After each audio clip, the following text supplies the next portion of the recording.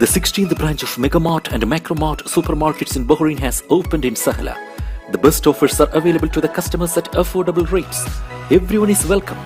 During and around the opening day, a variety of fish including salmon, meat and dairy products, roastery, frozen items, food and non-food items, groceries, fruits and vegetables, electronics, garments and ready-to-eat food items are available to the customers at affordable rates. Hearty welcome to all. Megamart and Macromart, your favorite shopping destination.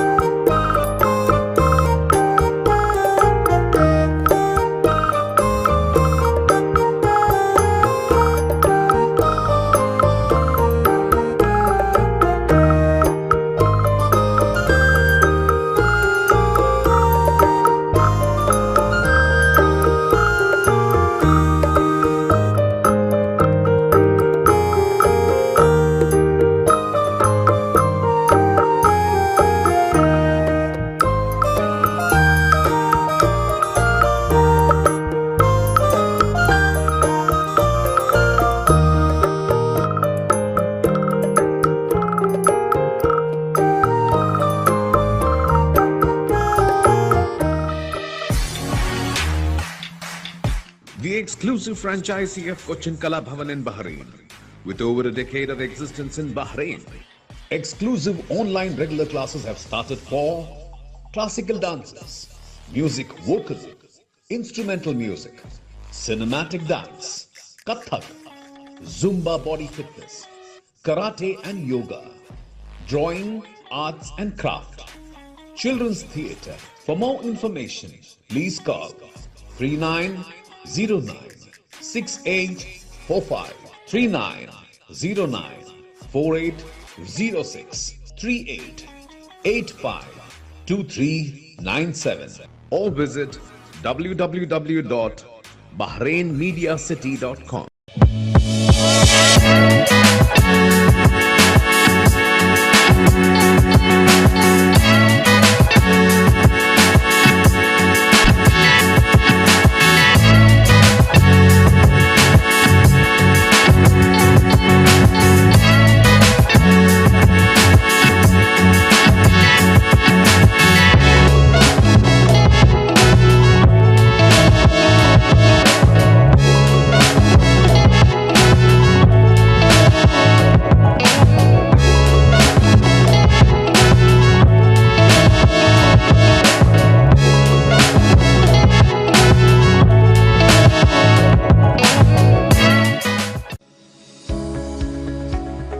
വാട്ടിയ വാഴയിലയിൽ കുത്തരിച്ചോറും പരിപ്പും പപ്പടവും സാമ്പാറും അവിയലും തോരനുമൊക്കെയായി ഒരു പൊതിച്ചോറ് കിട്ടിയാലോ? കൊതിച്ചു നിൽക്കാതെ വരൂ Mono lounge and റെസ്റ്റോറന്റിലേക്ക്.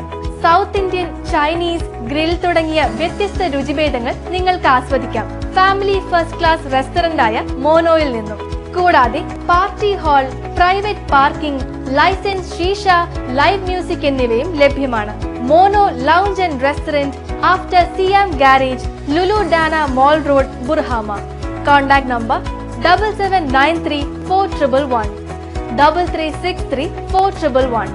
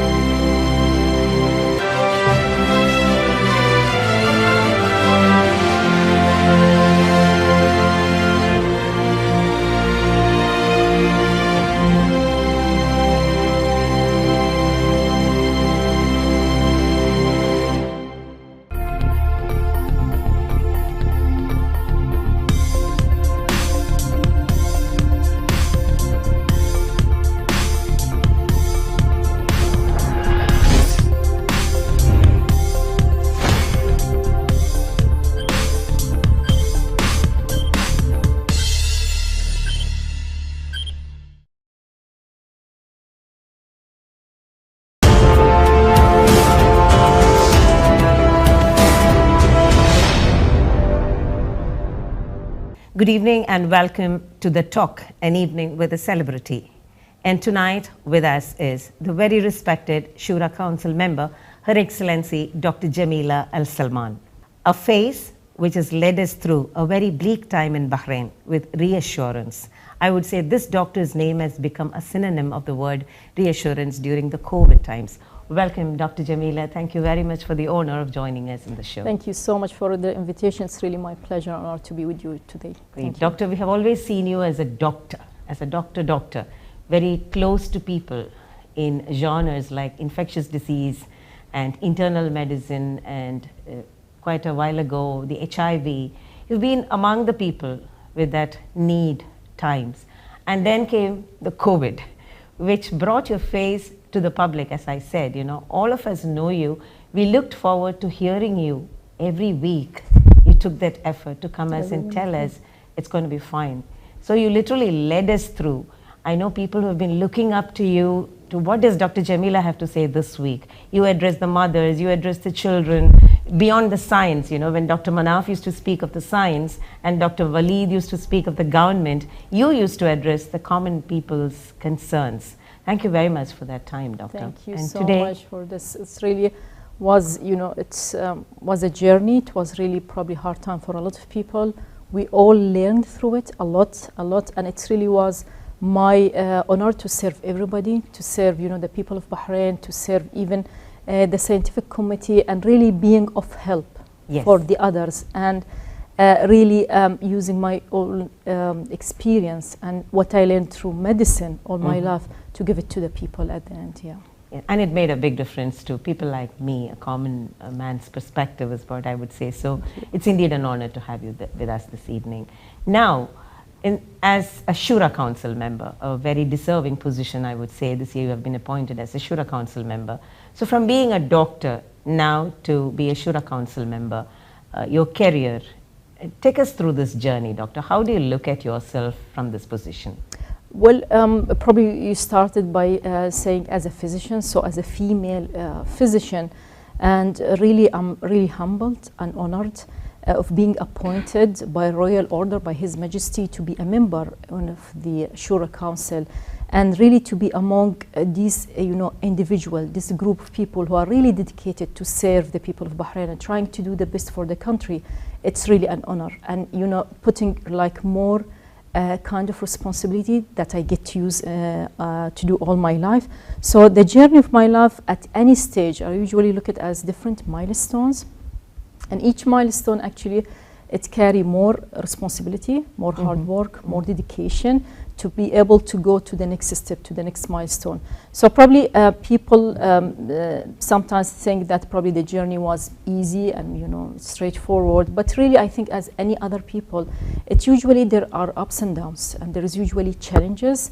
And what's about me, really I'm not shy of taking any new opportunity, new responsibility. I embrace it, try to make it as a challenge, learn from it, and really grow and be better in everything we do. So moving through my career as a physician, from the medical school where we pass and then go for training in the United States, coming back to Bahrain to do the service I can and really give back to the country, community, to the people, to the community, because that's what makes sense at the end of the day. This is where what we've been doing all my life, it makes sense for me at the end that I can do something. So the whole journey of my life, really probably a lot of hard work, dedication, commitment, and really taking step by step.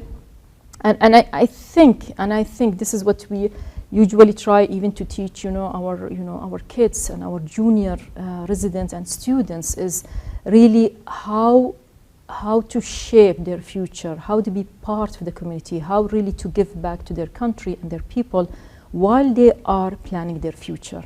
And I think this is very important for everybody. And now, as being a member in the Shura Council, caring for the people as a physician and trying to do my best, whether through research or being a physician, or even giving to the public health and public response for all the diseases probably you mentioned, all the kind of communicable diseases and infectious diseases, and doing research.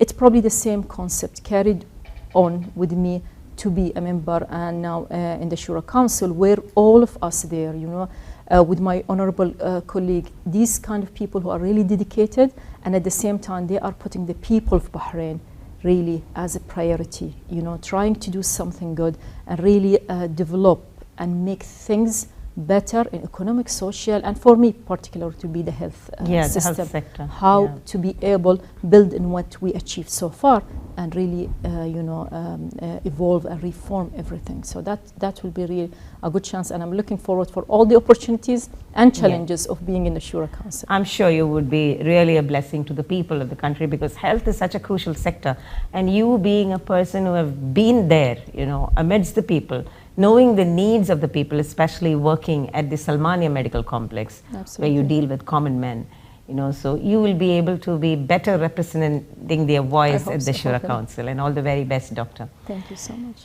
Looking at the success, you know, you have climbed up the rungs. You just mentioned you studied in the medical school, you did your higher studies, you came back to Bahrain. I'm sure you started practicing as a resident doctor, and you went up the step, one step at a time, and you have become the head of the infectious control department in the Salmania, and you're also an associate professor at the Arabian Gulf University, and all the more you've been a senior member of such an important, prestigious task force of the country, which led the country to a beautiful emergence from a pandemic, proving the world that what a country can do. So of all these steps in life, and now as a Shura Council member, how do you look at success? You know, what is in your term, a definition for success? And how would you explain the success to the younger generation? Okay, you know, I think the word success really means different to different people. And for me personally, it's usually achieving personal goals. That's one. The feeling of being fulfilled, and I feel that I have a sense of purpose and really can make a difference, have a positive impact in other people. So if I'll define success and probably teach it to the younger generation, I think they have to have it together. And usually I take there is a recipe for it. You know, if you want to look at success and you feel good about yourself, at the same time you feel good that you give back to your community and your country, is usually there are things that you have to do in your life to be successful. And you know, at the end of the day, you know you did something good. You know, it's really a recipe. It has to start with believing in God, you know, have faith. That's very important. To be good, to be kind, you know, starting with your parents and your family and all the people. And this is really makes really a lot of difference. And then put the service to your country at the end of all your goals. Whatever you want to do in life, the end should be really giving back to the country and serving your country. But all of this has to come with hard working, you know, that's, you know, it will not come by dreaming about it or just thinking about it. For hard working. Hard working, commitment, and really be persistent. And if you do all of this, just have that confidence and have the passion of really doing it again and again, and really to see the outcome. Once you see the outcome, you'll be, you know, a lot, you know, happier than the step before. So I think that's usually how we look, you know, at success.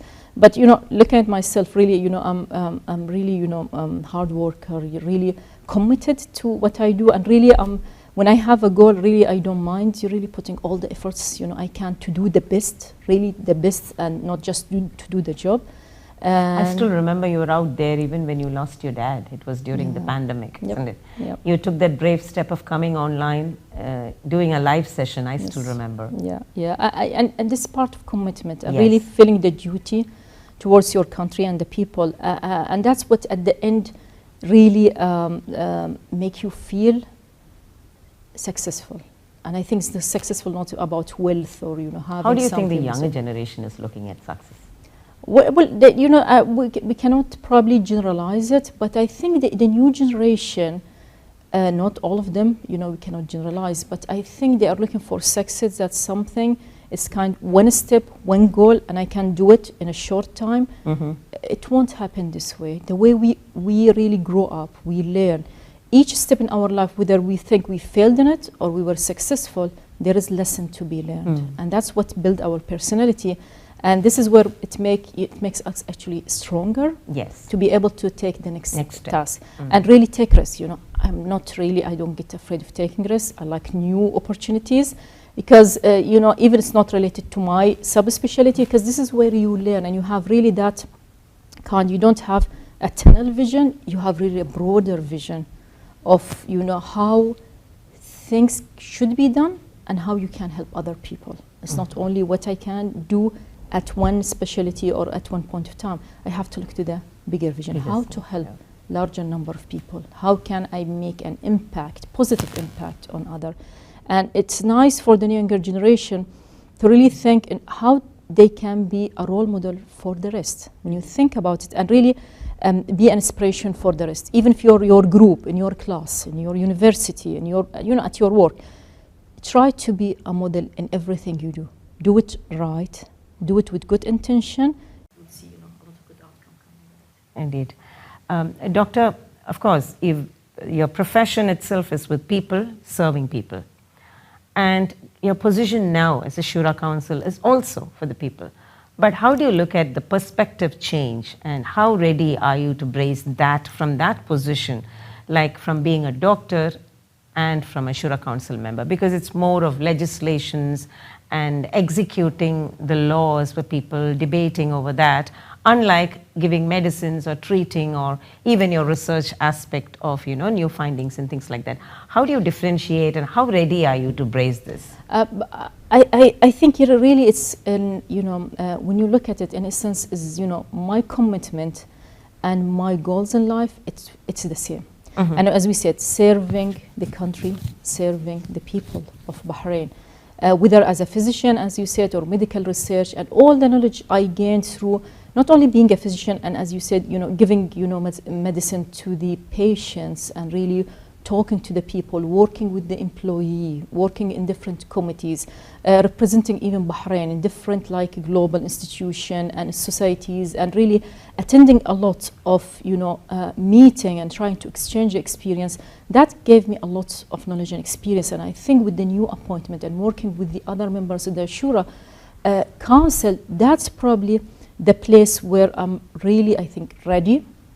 I'm looking forward to it, to take all this experience and what I get, through the years of my, training and study and working, and to put it and work with the rest of the Shura member, because each of them really they have their experience in different sector, where we come together to put and really those laws or policies that can help us to reform, update, and really adding to how we live in Bahrain. And this is not, we're talking about this reflecting in Bahraini people and all of the people who are living in this great country, because that will bring goodness to everybody.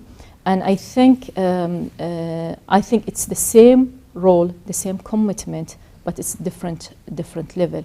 And probably we can use, we can work on what's achieved in the health system in Bahrain, where really we have really a wise leadership of His Majesty the King, and with the support of His Royal Highness the Crown Prince, the Prime Minister, where we reach in the health system really to a level that's really great, that we are proud of it, and really we can build on it in a way that we can work on increasing the coverage, increasing the access to the healthcare, trying to improve the quality of services that we do, at the same time reducing the cost, because this is all come as a health issue, plus the economy and the social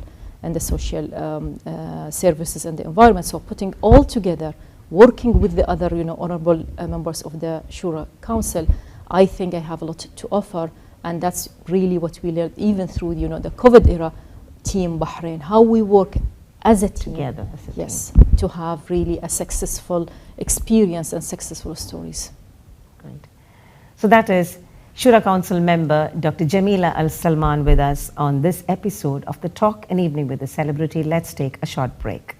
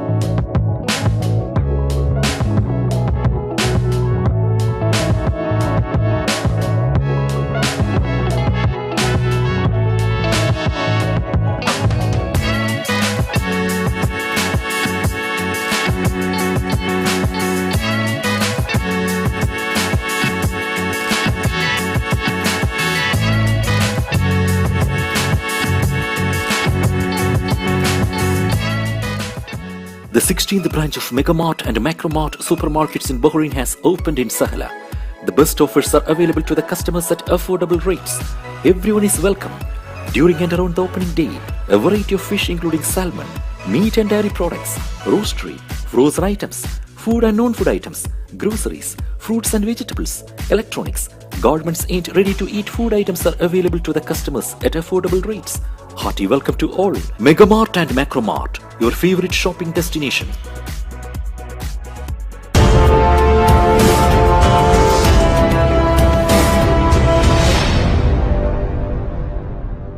Welcome back to The Talk, an evening with a celebrity, and we have with us the beautiful Dr. Jameela Al Salman. Thank you. Dr. Jameela, are you still practicing with the Salmania or? As a private, yes, private clinic. So yes. you get the feel of treating patients. Absolutely, you can. Okay. You know, as a physician, you remain as a physician at the end. Yes. What was your ambition as a child?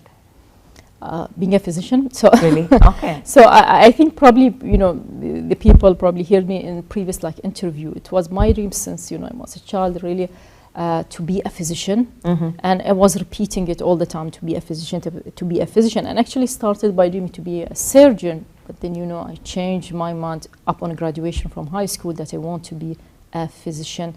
Whatever the, you know, the subspecialty, as much as you can serve and give. And you know, I think it's really grow with you when you have a goal in life. It just grow day by day and get stronger, that I have to be a physician. And you know, and I didn't imagine myself really doing something else. And even at now, no, I cannot do anything. I think I've been born to be a physician. And you know, proud to be a physician, proud really to do some really good work that, you know, at the end of the day, people really appreciated, and you know, thank you just for helping. And I think that's it. That makes usually the difference. Yes. Yeah. But did you have any role model, like who inspired you into becoming a physician? Who put the thought in you that you wanted to be a physician as a child? Well, you know, it's my role model. It will be my late father. May God rest his soul. He was an amazing, you know, very intellectual, very knowledgeable. You know, I can't put it even in words. He used to read a lot, really read a lot. And if he can answer any question you have in any topic, amazing, by dates, by number, everything.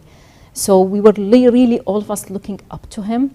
And, you know, being raised by a father like this just make me really to be like the best I can. A lot of education, have, you know, different certificate, and at the end, knowledge is power. The more knowledge you have, the more you have really able to perform better.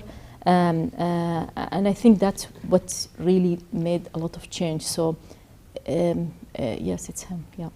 Tell us more about your family, doctor. Where were you born in Bahrain, or which part of Bahrain are you from? Yeah, we were born from, you know, the capital, Manama. You know, from, you know, the old district, Manama. Yeah. I think that's beautiful. That's the beautiful old days when you are in the neighborhood. The houses are close to each other, and everybody like live like one family. And this is like you have a bigger family that you have, you know, to live with. You enjoy your timing, and like all the neighbors are like, you know, sisters and brothers, and really that's beautiful. My family history, my grandfathers actually they were in the business of pearl, you know, the local they call them tawash, you know. And then, you know, my father came and my uncles, and they little bit switch from, you know, the pearl business, and they have they work with the golds, you know, and other gems and diamonds till they retired. So that's probably went through generation, but it's all within the Manama, the old Manama. Yeah. What about your family? My family, as you know, I have brothers and sisters. Blessed, you know, with the really kind parents all my life. They really taught us, and probably repeated, and I said in the interview, how to be kind to everybody, how to give without really waiting for, you know, somebody to return what you give to them, and really put God in front of your eyes and serve your country. And really, that's what I'm saying. The recipe, the equation, what you will put it together, and you will have, you know, what you are looking for. Probably, you know, with the support. You know, very supportive family, very supportive family. and you know, I couldn't ask for more, really. God bless the lovely family. I know you have a plate full. You're very busy from morning till evening, but still, what do you do during your free time, the little free time whenever you get? What is your hobby, or what do you engage? Not much of free time, really. I know. But really, the basic things that really I love to do is to read. Really, reading, whatever. It's not necessary to be in medicine or related to science, but that's most of the time, you know, reading articles and reading all the updated research and everything, and really it takes time. And it's a hobby, it's a passion, and probably that's what make a difference from, you know, between different physicians, because, you know, at the end, when you graduate to be a physician, all of us are physician, but being a physician, you have to continue learning, upgrade your knowledge all the time, almost on daily basis. You have to read, so it's part, because I used to really wonder, you know, looking at the number of research papers that you've done in collaboration with colleagues, even in the midst of COVID, when you had really busy schedule. So I used to wonder, like, when do you get time to write this, read this, understand this? Because it's Herculean task. It's part of our life as physician, you know, without COVID, with COVID. And it's really having the interest of doing it. Because some of the physicians really, they just don't have the interest, you know, they just concentrate in treating their patients. But you have to have that interest, the passion, and you have to create the time. You have to create. You have to be really good in time management. And this is, I think, skill also that we learned over, you know, over time, how to do time management and how to really allocate time for the things that priority to us. So yes, we try to do it, and to the best. Probably if we have more time, we'll have more research and more articles to read, but we try to do it within the time available. I'm sure the COVID times made your approach different, right? Your reading kind of changed. Did that demand more of effort into it? Because so many theories started coming up, so many information started pouring in. You had a lot of... Absolutely, and I think that this is a very important question that you just mentioned.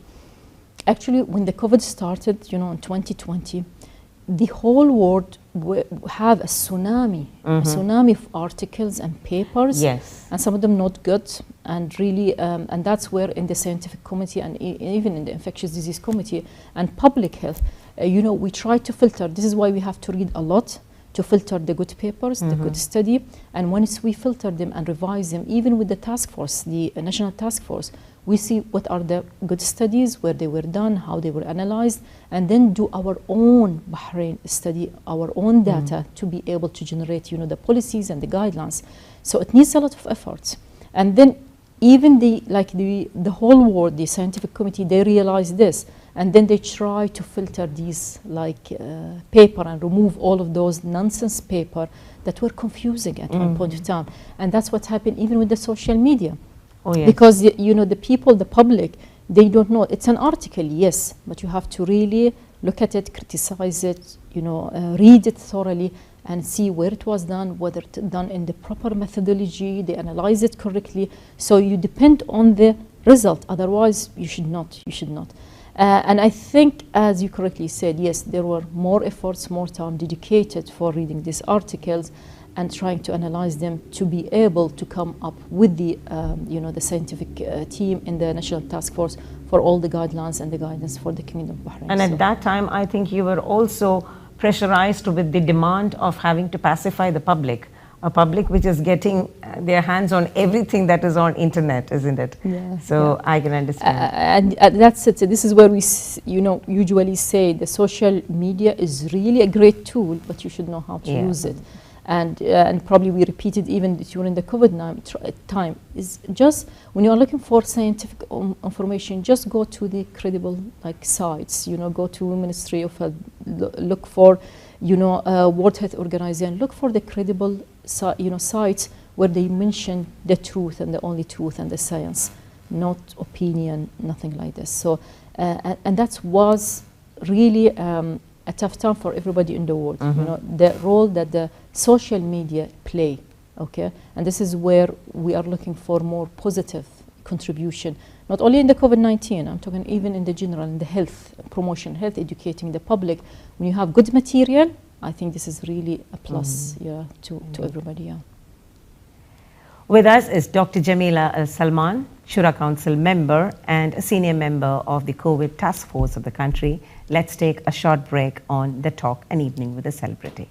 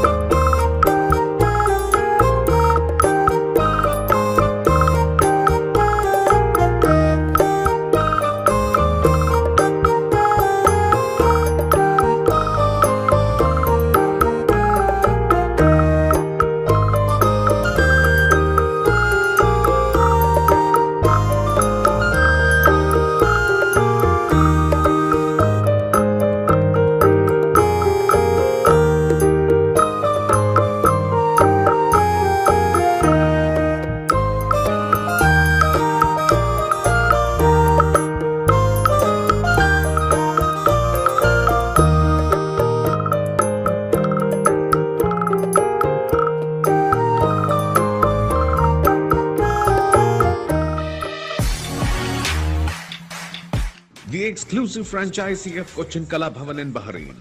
With over a decade of existence in Bahrain, exclusive online regular classes have started for classical dances, music vocal, instrumental music, cinematic dance, Kathak, Zumba body fitness, karate and yoga, drawing, arts and craft, children's theatre. For more information, please call 3909 6845 3909 4806 3885 2397 or visit www.bahrainmediacity.com.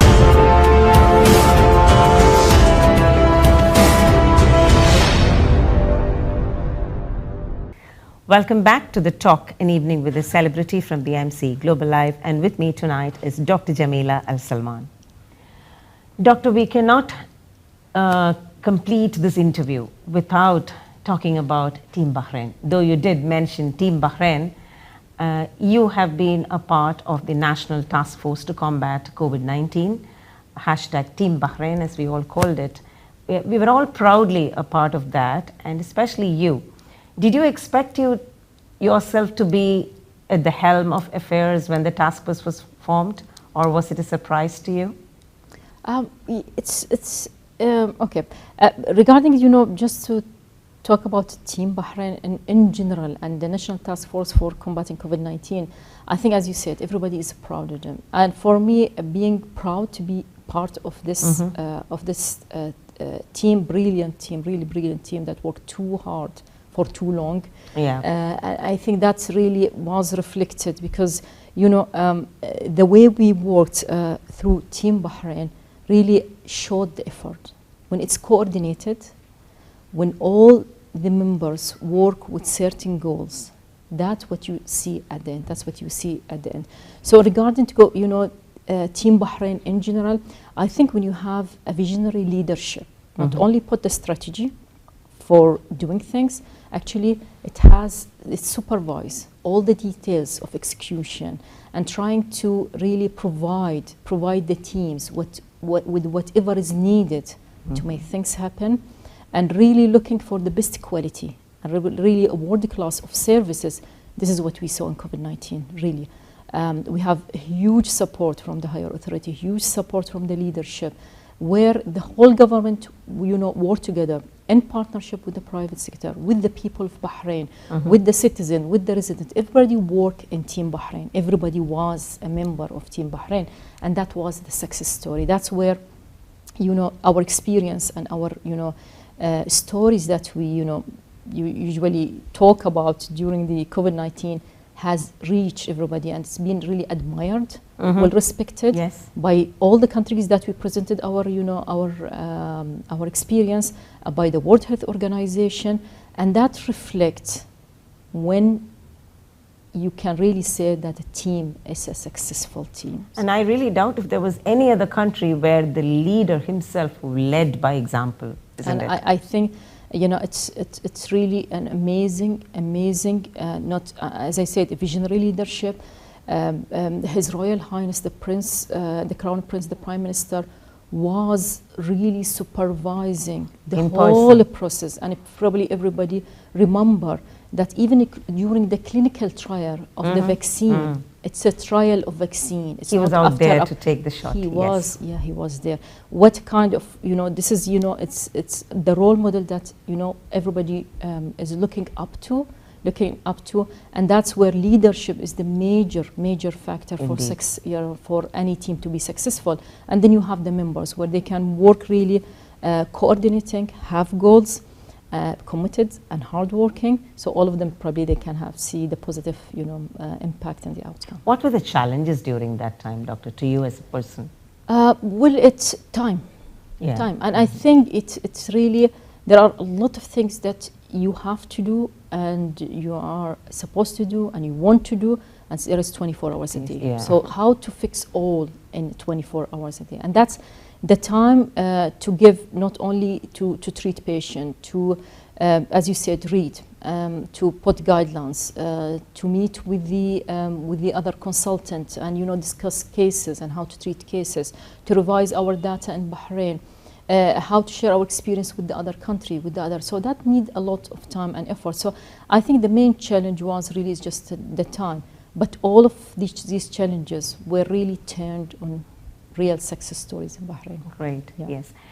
Dr. Bahrain is a country which is home to a large population of expatriates. And we are just part of the social fabric and culture. This is home to us. Absolutely. And you've been a face to each of us at a time, a difficult time, and we turn to. Tonight, what is your message to this community? Especially we have a large number of audience watching this interview as well. And also, we're not through with COVID. So people would really love to hear it from you. What should we do now? Should we really worry? Should we really bother? What is your message? Okay, so the you know, so my really word to the expat, really, I think Bahrain probably, and this was probably mentioned by probably international even agencies for expat.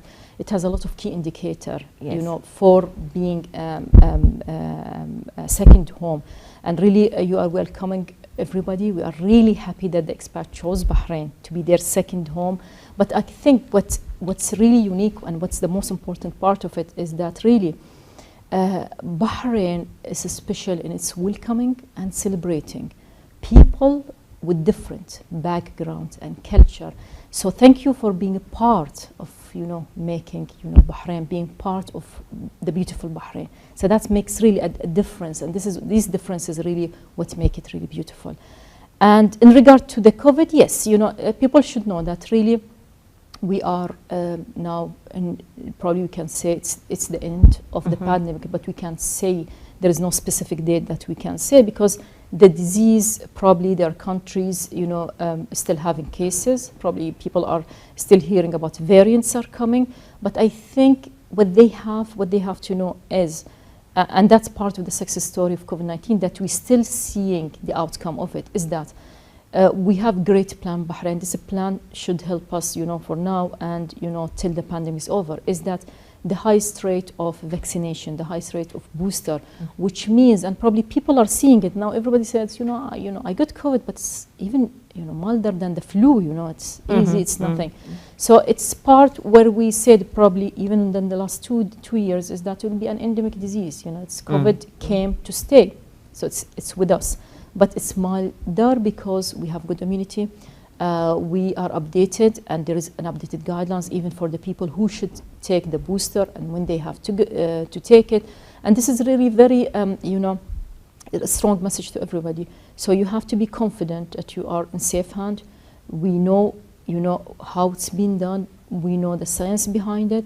So it's milder disease. We have good immunity, and it will stay. It's not going, but it's just we are waiting for what will happen in the next probably 2 months or 3 months. And this is with the World Health Organization, because they are seeing the whole world. Maybe are in the region, in the Gulf countries, we are in better situation than other countries, and maybe other countries they having higher rate of cases currently, or even having mortality. That's probably when you go analyze all the factors, they don't have enough vaccination or boosting doses as we had here, or even the medication that gets available for the people. So we have all the requirement that we need, and really we are seeing, as I said, the outcome of all the best planning that you can see in COVID-19, which they should be really comfortable, and and the people, everybody who is seeing himself as a high risk, or didn't get completed his vaccination, or didn't take the booster, probably this is the time to think about it, because really it makes a difference. It makes a difference. Right. Doctor, do you have any personal goal in life? Yes, my goals, it's really, it's all about, really serving my country and leaving a mark in the world, leaving a mark and positive impact on the people around us. I think this is very important, and it really gives us, the light of what you plan further, But really, what's specific for me, it's really looking forward really to make Bahrain, the Kingdom of Bahrain, really at the forefront of innovation, and not only the health system, even in economy and all of the other discipline. And that's, I think, a dream that we are really in the Kingdom of Bahrain are capable of doing it, and really, really looking for a more successful story for all the our very country. best, Doctor, to all your desires and wishes in life. Thank you very much from Team BMC for taking your time and being with us this evening. Can I have your wrapping comments, please? Wrapping comments. Thank you so much. Really, it's a pleasure and honor to be with you today. And really, my final comment is be really kind to people, trust, believe in God, and work hard, and magic can happen. Thank you very much. Doctor, I think Jameela in Arabic means beautiful, right? Yep, yeah. Well, that was Dr. Jameela, true to her name, with a beautiful vision, with a beautiful message. Her Excellency Dr. Jameela Al Salman, Shura Council member, was with us this evening on this episode of The Talk, an evening with a celebrity from BMC Global Live. Until we meet next week with yet another guest, this is Raji Unnikrishnan signing off. Good night.